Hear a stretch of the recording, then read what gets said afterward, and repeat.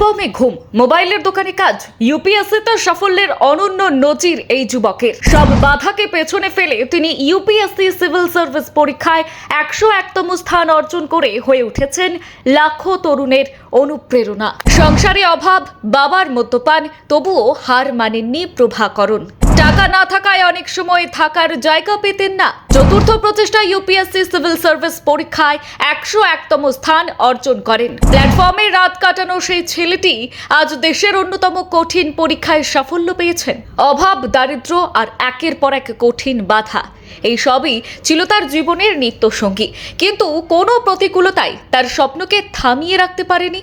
ছোটবেলায় এক আইএএস অফিসারকে দেখে যে স্বপ্নের বীজ তার মনে জন্মেছিল, বছরের পর বছর কঠোর পরিশ্রম আর অদম্য ইচ্ছাশক্তির জোরে শেষ পর্যন্ত সেই স্বপ্নই বাস্তবে রূপ নেয়।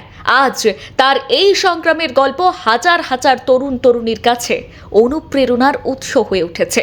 তামিলনাড়ুর বাসিন্দা প্রভাকরণের জীবনে বড় মোড় আসে 2004 সালে। আর সেই বছর কুম্ভকোণমের ভয়াবহ স্কুল অগ্নিকাণ্ডের সময় তৎকালীন জেলা শাসক এবং আইএএস অফিসার জে রাধাকৃষ্ণনকে কাছ থেকে দেখার সুযোগ হয় তার। দুর্ঘটনাস্থলে মানুষের পাশে দাঁড়িয়ে একজন প্রশাসনিক আধিকারিক কিভাবে দায়িত্ব পালন করেন তা দেখে গভীরভাবে অনুপ্রাণিত হন তিনি। তখনই মনে মনে ঠিক করে ফেলেন একদিন তিনি আইএএস অফিসার হবেন। কিন্তু সেই স্বপ্ন পূরণের পথ মোটেই সহজ ছিল না। প্রভাকরণের পরিবার ছিল অত্যন্ত দরিদ্র। তার বাবা মদ্যপ ছিলেন, ফলে সংসারের অধিকাংশ দায়িত্ব এসে পড়ে তার মা এবং বোনের উপর। সংসার চালাতে তারা নারকেলের পাতা দিয়ে বিভিন্ন সামগ্রী তৈরি করে বিক্রি করতেন। আর্থিক অনটনের কারণে উচ্চশিক্ষার কথা ভাবাও তখন ছিল বিলাসিতা। দ্বাদশ শ্রেণী পাশ করার পর ইঞ্জিনিয়ারিং পড়ার ইচ্ছে থাকলেও টাকার অভাবে সেই স্বপ্ন প্রায় ভেঙে পড়ে। সংসারের দায়িত্ব কাঁধে তুলে নিতে পড়াশোনা কিছুদিনের জন্য বন্ধ রাখতে বাধ্য হন প্রভাকরণ। প্রায় 2 বছর করাতকলে শ্রমিক হিসেবে কাজ করেন, পাশাপাশি কৃষিকাজও করেছেন। নিজের উপার্জনের টাকায় ছোট ভাইয়ের পড়াশোনার খরচ চালিয়েছেন, দিদির বিয়ের দায়িত্বও পালন করেছেন। কিন্তু এত কিছুর মধ্যেও নিজের স্বপ্নকে কখনো বিস্মৃত হননি।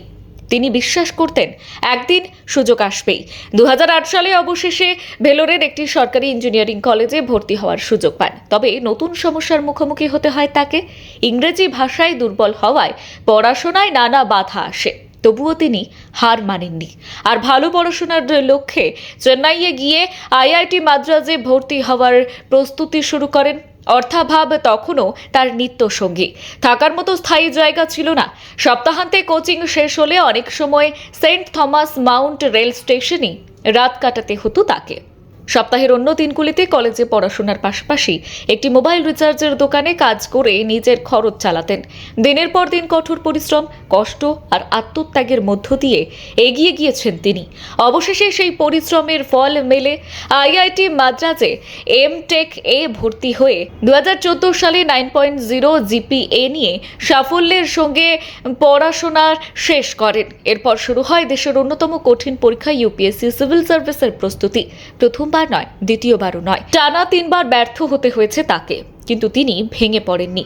প্রতিটি ব্যর্থতা থেকে শিক্ষা নিয়ে আরও দৃঢ় সংকল্পে প্রস্তুতি চালিয়ে গিয়েছেন। অবশেষে চতুর্থ প্রচেষ্টায় ইউপিএসসি পরীক্ষায় সর্বভারতীয় 101তম স্থান অর্জন করে নিজের বহুদিনের স্বপ্ন পূরণ করেন।